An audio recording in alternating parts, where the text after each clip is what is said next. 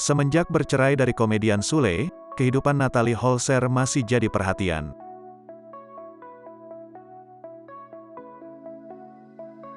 Termasuk perubahan tubuh Ibu Atzam Adriansyah Sutisna yang kini kian kurus. Akibatnya, ada tudingan Natalie Holzer itu stres semenjak bercerai dari Sule. Awalnya, Natalie Holzer bercerita soal kesiapan menjalankan ibadah umrah.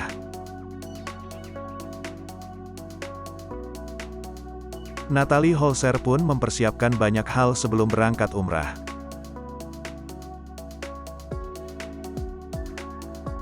Dalam kesempatan yang sama, Natalie Holzer juga menceritakan perihal berat badannya yang turun drastis. Mantan istri Sule ini membantah bahwa ia mengalami turun berat badan karena stres.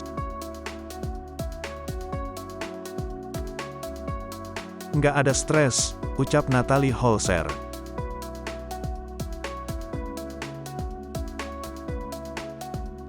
Justru Natalie mengaku bahwa dirinya memang menjalani program penurunan berat badan.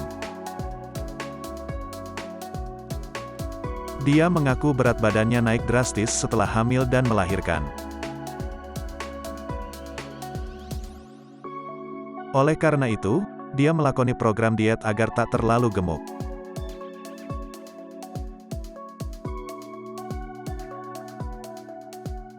Natalie Holzer merasa badannya terlihat lebih besar.